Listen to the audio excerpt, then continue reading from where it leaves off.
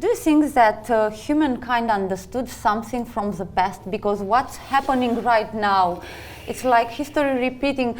I mean, did we expect to see what Putin does right now? Did we know that this would come one day? I did, yes. Okay. So, I did, because I read books. I read history books. And I was listening to Putin. I knew that dictators, they always lied about what they have done. But very often, they were open, very frank with what they're going to do. Hitler wrote Mein Kampf in 1924, was published in 1925. Nobody took it seriously.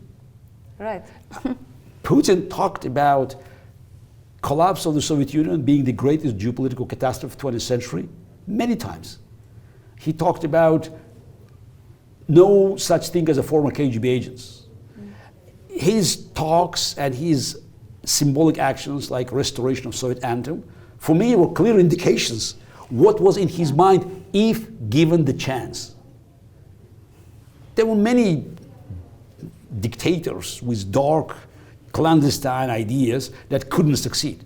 But when you hear this, you have to act.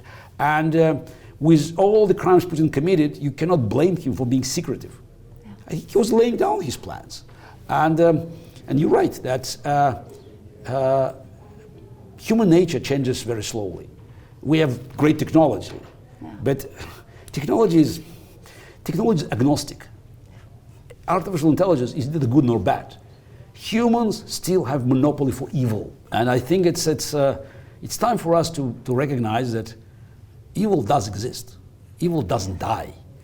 You can expect evil to be buried under the rubble of burning wall for a while, but the moment we lose our vigilance, the moment we become complacent, it sprouts out. I believe that the good will prevail. The question is not the outcome of this battle. The question is the price we pay. And unfortunately, every delay of responding to evil, every delay of stopping a dictator makes us paying much higher price. So that's why we now reach the point where we have to secure every tool, every weapon, every resource Ukraine needs to win the war, for Ukraine to be whole and free, because they're fighting for all of us. And the outcome of this war will define the future, not for years, but for decades. Because you have turning points. I always speak in these historical terms. You have turning points in history that decide, which way it goes. And now we're at this point. I'm more confident than before that the free world recognized the danger. Unfortunately, the price being paid in Ukraine with Ukrainian blood is really, really high. And it's tragic to think, it's so painful that it could have been avoided. Us, I mean free world, being more resolute and more decisive in our actions against evil. But we're here, and we have to do everything to eradicate this evil.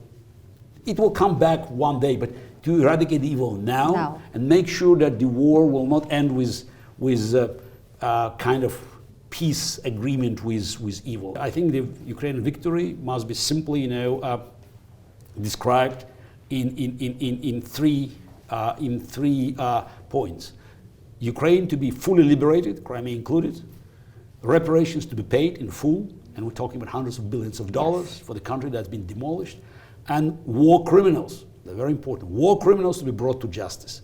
Only then we can expect relative calm and temporary peace, and for us to start regrouping and rebuilding our world and creating new security infrastructure until next generation forgets this, will forget the lessons and will repeat our mistakes.